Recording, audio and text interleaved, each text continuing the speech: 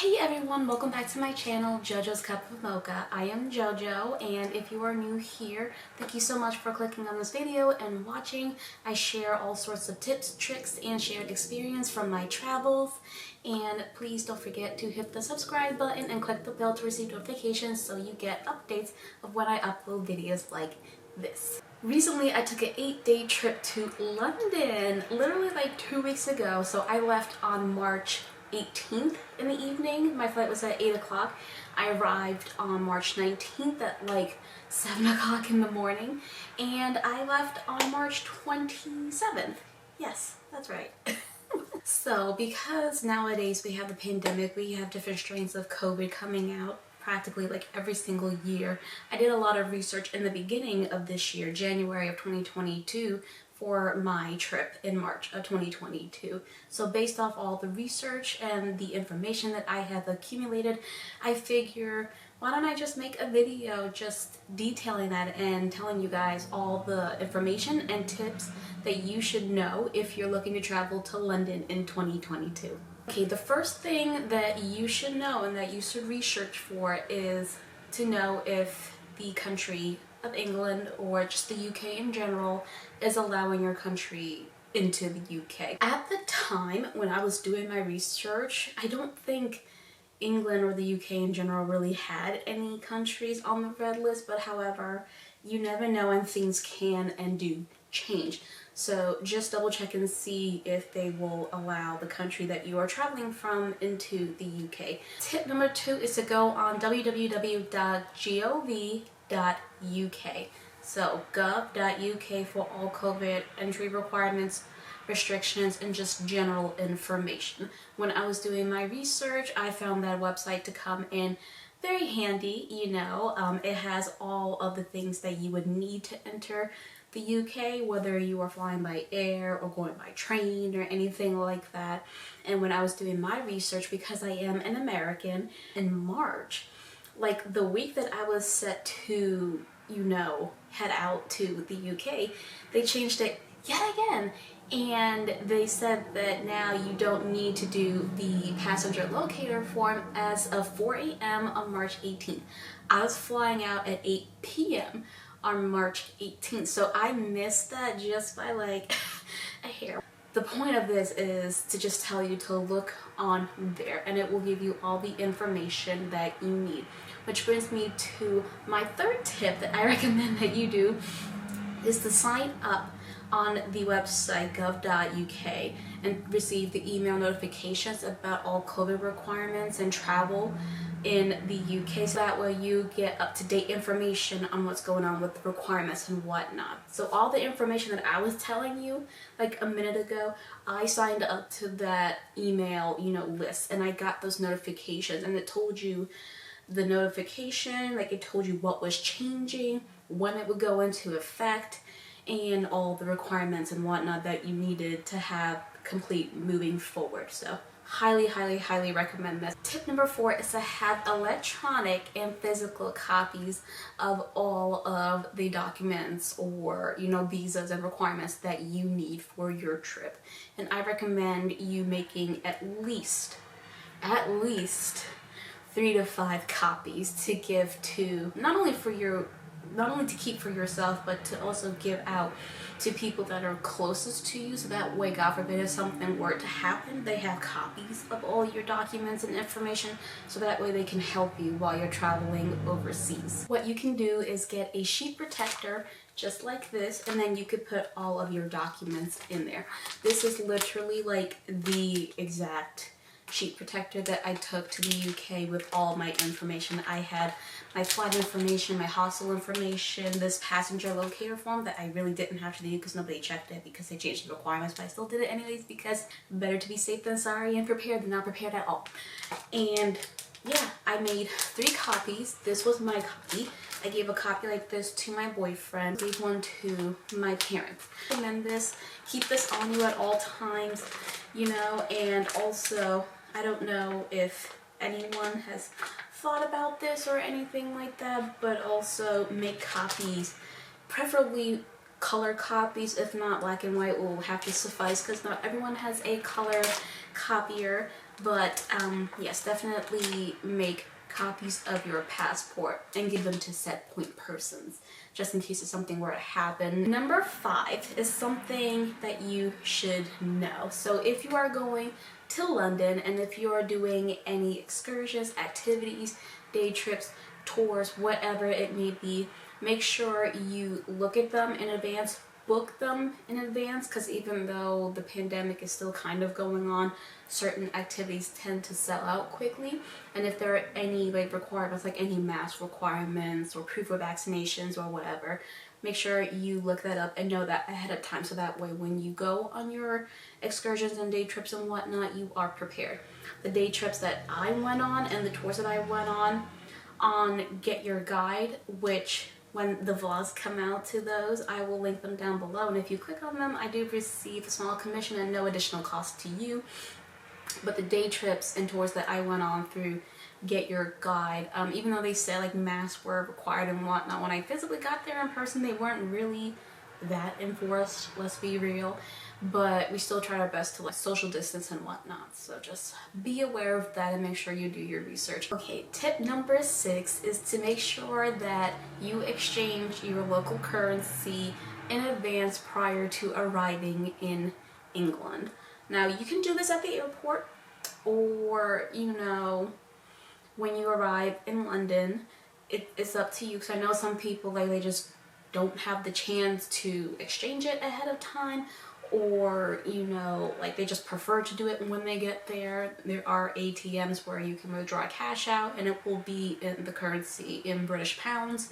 However, I recommend just doing it ahead of time, because sometimes the exchange rates tend to be really bad at like the airports and just like touristy areas. If you do that beforehand, you have a better chance of getting a really good exchange rate. If you are going to exchange your currency, you can do this at your local bank. You can go to a specified currency exchange place, or you can go to AAA, which I didn't know about until I was actually like trying to exchange my currency like 3 days before I was supposed to leave. If you are in the USA, if you have AAA, you are a AAA member. I don't think you necessarily need to be a AAA member. I don't know if that gets you like a better rate or anything like that. They just ask that question like, oh, are you a AAA member? You know, I don't know, but I feel like if you aren't, you can still get your currency exchanged there. But you can always double check with them and give them a call to find out. But basically what you do is you go in with your local currency and you tell them that I would like to exchange this into whatever currency you're looking to get. So you tell them, they, you know, tell you the exchange rate, what's it gonna be in British pounds, and then you agree to that, give them the money, you sign your name, and then they give you a call. So that way when they have your physical money in this envelope, you go and pick that up. Now, I really preferred this because if I went to the bank, they would have had to deliver it to me, which if you have plenty of time, that's totally fine, up to you. However, the thing with that is that, I don't know, like over here where I live, sometimes they like to play games, like even if it's like a large purchase or something like that, they won't necessarily call you when you're downstairs. They'll just leave like a note on the mailbox saying like, hey, yeah, we missed you. I'm like, but I was home, you could have just called me. And I didn't really want to play that back and forth game with them, especially since I was so close to leaving for London, that I figured just going in person and physically getting it would be my best option. But if you want to go through the bank, you're more than welcome to. I actually called up my local bank, Wells Fargo Bank, and I also called up AAA, and honestly the exchange rate was pretty much the same and I would have gotten the same amount of money. It really didn't make a difference which way I went. I just did it this way because it was a little bit quicker and easier. And the next day, literally the next day, they said it could take up to 2 days.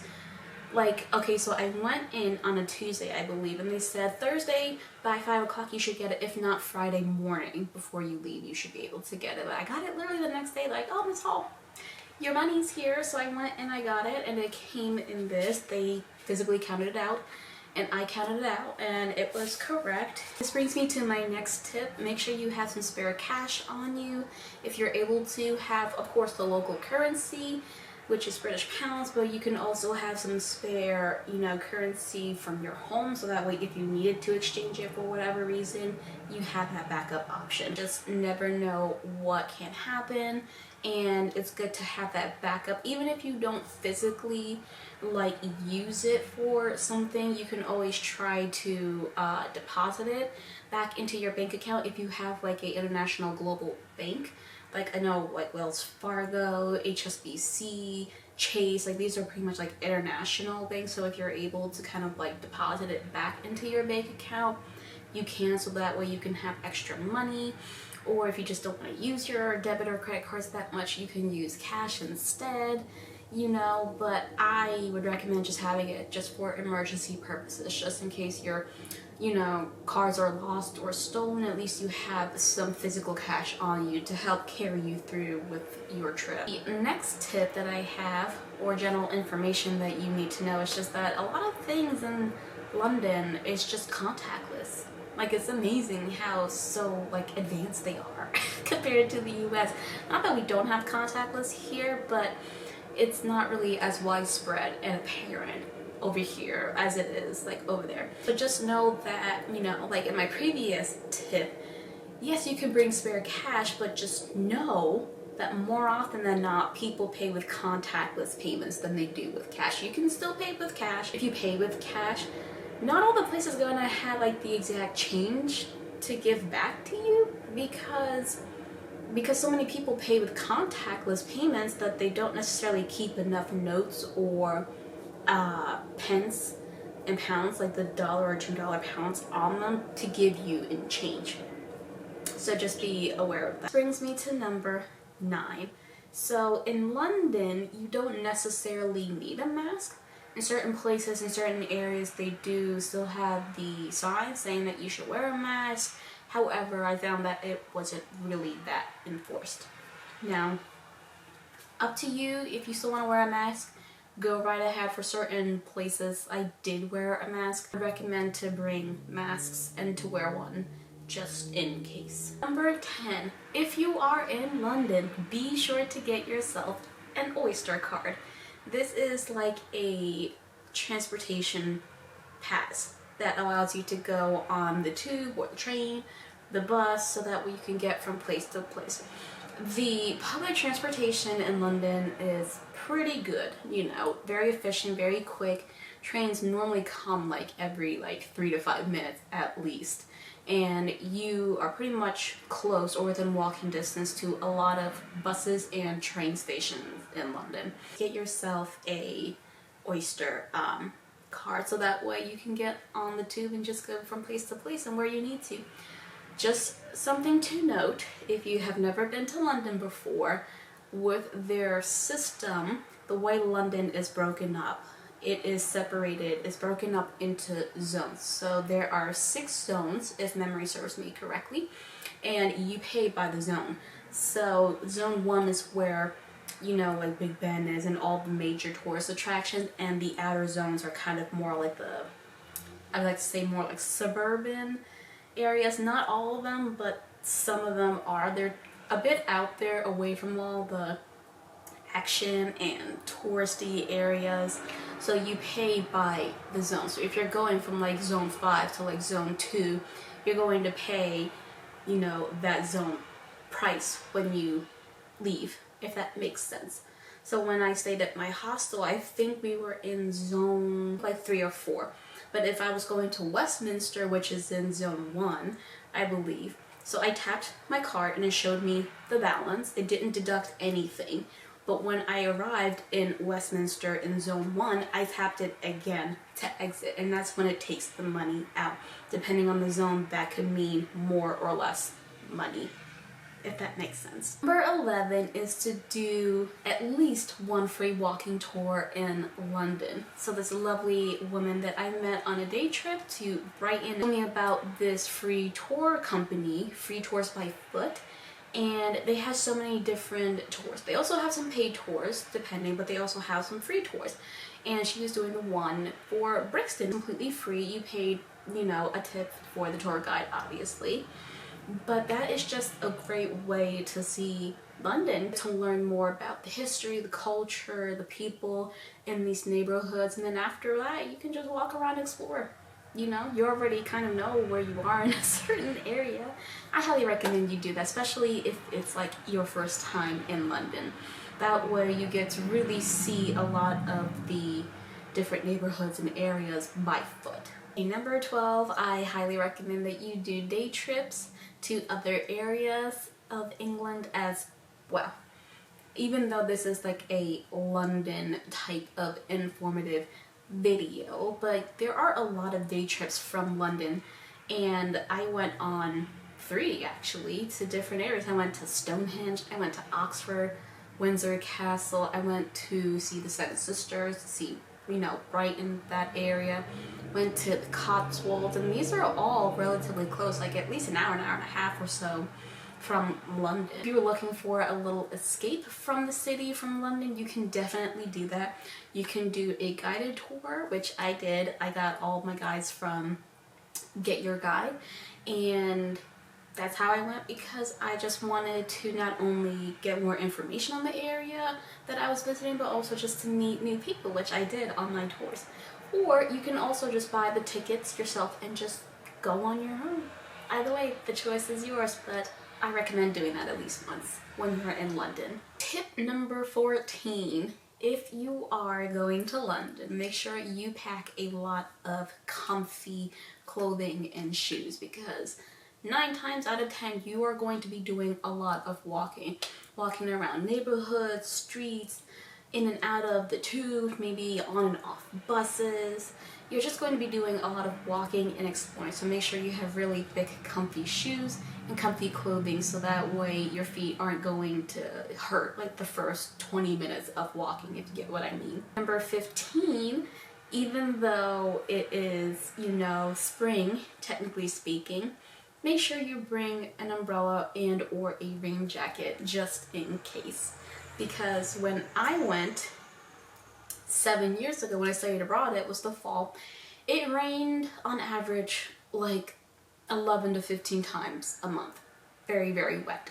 But when I went this time around, it was really warm, like in the low to mid 60s over there, Fahrenheit. And it was warm, it was beautiful. Half the time I didn't even need like a cardigan or a coat, it was that warm.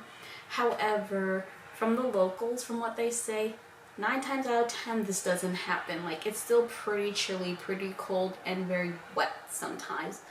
That's what all the tour guides, like everyone kept saying, oh my gosh, isn't the weather beautiful? The weather's just beautiful. You guys really lucked out today. The weather's beautiful, isn't it warm?